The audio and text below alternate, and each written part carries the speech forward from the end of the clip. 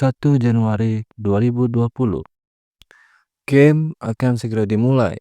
Ungkapan tunggal untuk mengubah dunia menjadi permainan. Layaknya game, dungeon pun mulai bermunculan dan monster pun mulai keluar dari sana. Orang-orang pun segera mengalami perubahan ini dengan tubuh mereka. Apa itu? Hei, lubang hitam apa itu di sana? Sesuatu keluar. Banyak dungeon bermunculan di mana-mana di seluruh dunia dan monster yang berada di sisi lain dari gerbang ini mulai keluar. Monster, lari! Monster mengubah dunia menjadi medan pertempuran dalam sekejap. Tentu saja, monster yang awalnya muncul bukanlah ancaman bagi umat manusia. Secara keseluruhan, monster tidak cukup kuat untuk menangani senjata yang dikembangkan oleh umat manusia. Paling tidak ada masalah berurusan dengan monster level rendah pada awalnya. Kami telah menangani Ogre yang muncul di Seoul. Satu raksasa juga telah muncul di Busan. Tak ada yang tahu bahwa itu adalah awal dari mimpi buruk. Daegu, itu muncul di Daegu juga. Apakah kau berbicara tentang Ogre? Ternyata itu naga. Kengerian yang sebenarnya adalah bahwa tidak ada akhir dari mimpi buruk ini yang telah dimulai. Meskipun mereka menghindari kehancuran total, dengan berburu semua monster, monster baru mulai muncul berulang kali dari gerbang dalam interval yang tidak terduga, kecuali dungeon yang ada di luar gerbang hancur. Satu-satunya pilihan mereka adalah untuk terus mengulangi perang yang menyakiti dan petaka ini. Untungnya, jawaban untuk masalah seperti ini segera terwujud. Pemain pun muncul. Dari titik ini ke depan, dungeon mulai dapat dilenyapkan. Pemain yang melewati gerbang untuk menghancurkan dungeon memberi mereka harapan. Dunia yang telah berubah menjadi seperti layaknya game telah ditata ulang di sekitar para pemain. Dan pada tahun 2023, dia adalah orang gila.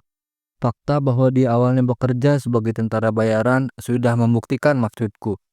Tapi dia adalah psikopat di level yang berbeda dibandingkan dengan bajingan seperti kita. Psikopat, bibir Kimojin yang tertidur terbuka. Cepat sekali. Ketika Kimojin tepat di depan mereka, mereka terkejut dan terdesak. Segera, Kimojin membuka matanya dan melihat sekeliling. Karena tindakannya pemuda yang menceritakan, Kimojin teriak terkejut. Wojin, aku hanya... Kimojin menggerutu dan mengerutkan keningnya. Pada sosoknya, dia memiliki penampilan yang dapat ditemukan di mana saja.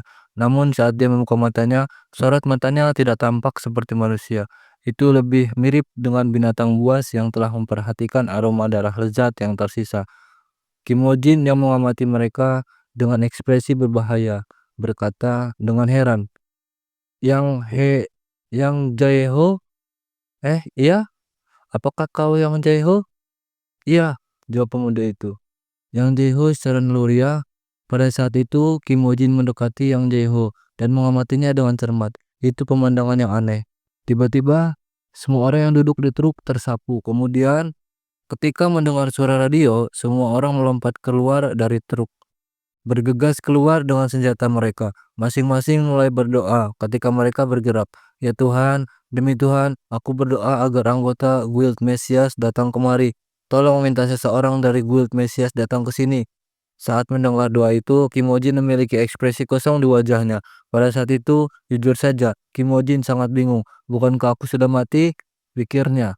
Kimojin menyentuh dadanya dengan ekspresi kosong. Di sana dia menemukan lokasi luka yang pernah ditusuk oleh pedang itu. Namun luka itu tidak ada di sana. Apakah ini mimpi?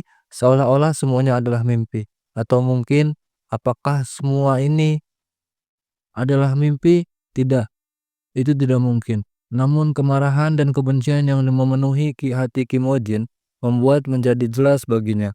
Itu bukanlah mimpi. Jelas itu bukan mimpi. Ketika suara radio terdengar, Kimojin tidak merenungkan keraguannya lagi. Aku hanya harus mengonfirmasinya. Dia memutuskan manusia itu lemah. Seorang pria tanpa apa-apa bahkan tidak bisa mengalahkan kobold.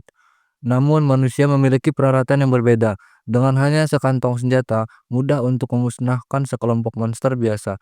Faktanya, di antara monster yang menentang umat manusia, tidak ada monster yang mengancam spesies manusia secara keseluruhan.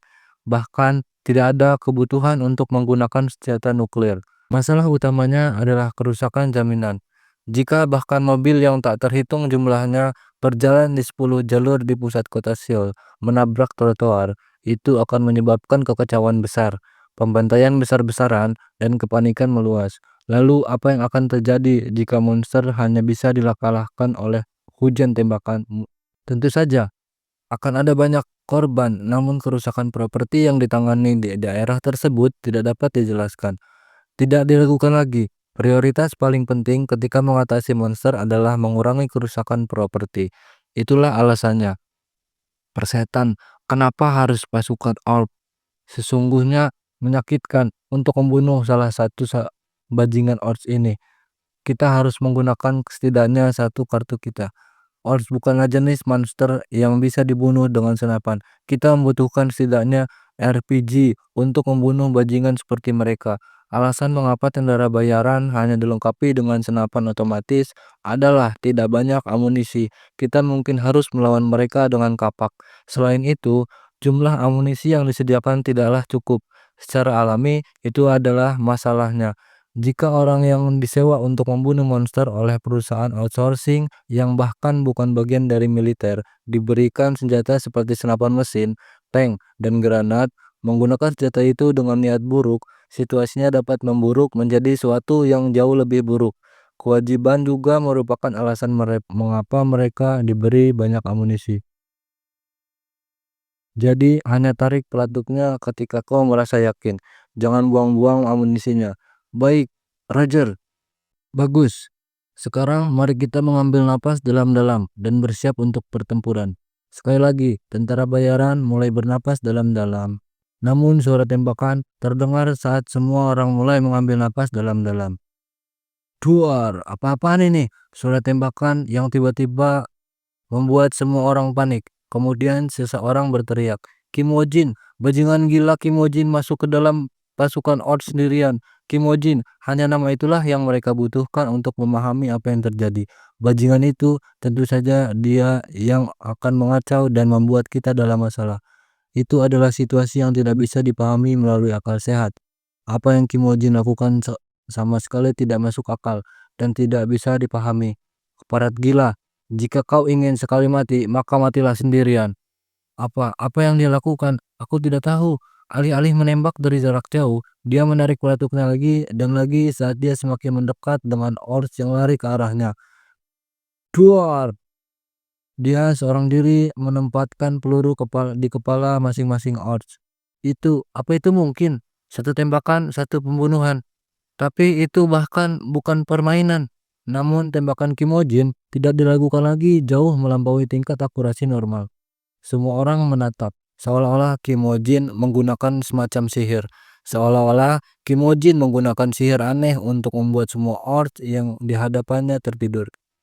Duar! Setelah tembakan ke-12 seperti itu, tidak ada satupun orc yang berdiri.